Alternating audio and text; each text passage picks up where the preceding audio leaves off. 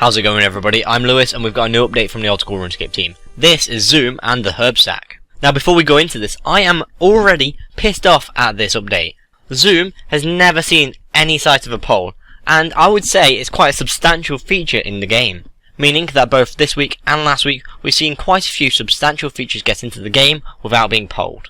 Potentially if I get some time, I might be able to make an unpolled video and just rant on about that. But for now, let's actually go through today's update. This week's update is here, and old school is about to get a lot bigger, or smaller. You can decide thanks to the addition of the zoom feature. The zoom feature can be found in your settings tab, allowing you to zoom in or out of old school to suit your needs. Whether you're at a big boss and you want to catch all of the action, or you want a close-up screenshot of your RuneScape outfit, the zoom feature will be able to help you out. By default, the zoom feature will not be adjustable by using the scroll wheel of your mouse. To enable this, head into your settings and click the zoom icon. If you do not want to use the scroll wheel to adjust your zoom, you can instead stick to using the bar in your settings tab. The difference between being fully zoomed in and fully zoomed out is quite drastic. So here we can see two screenshots of zoomed in and zoomed out in old school. With the zoomed out, I think it's a little bit more than what we're used to. Potentially it's about what RuneScape 3 has. I believe they are zoomed out slightly more. With the zoom in, it looks very close. I can't imagine playing with that. However, if you find a sweet spot between the two, then it'll be quite good. I imagine what we're used to is actually really quite good.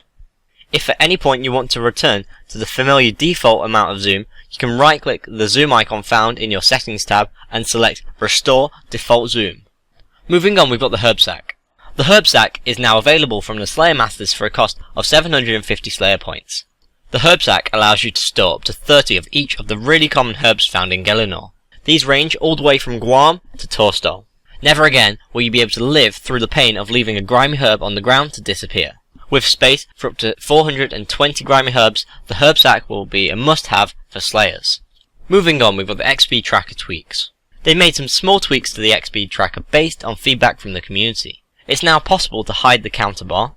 The tooltip on the counter bar will now show the remaining XP to the next level if you don't have a tracker set for that skill. There's now a speed control setting, enabling you to have XP drops linger around for longer, or speed out if you're a fast reader. And fishing will now take priority as the most recent skill when barbarian fishing. Finally, in other news, pizza will now remain in the same inventory slot after the first half is eaten. There is now a warning on the exit of the fight cave. Players can now purchase a bull roarer by giving the foresters an Umli wrap. The armadillo, bandos and ancient cloaks have been fixed graphically. Removing fences in player-owned houses no longer allows the player to walk through walls when in building mode within the house.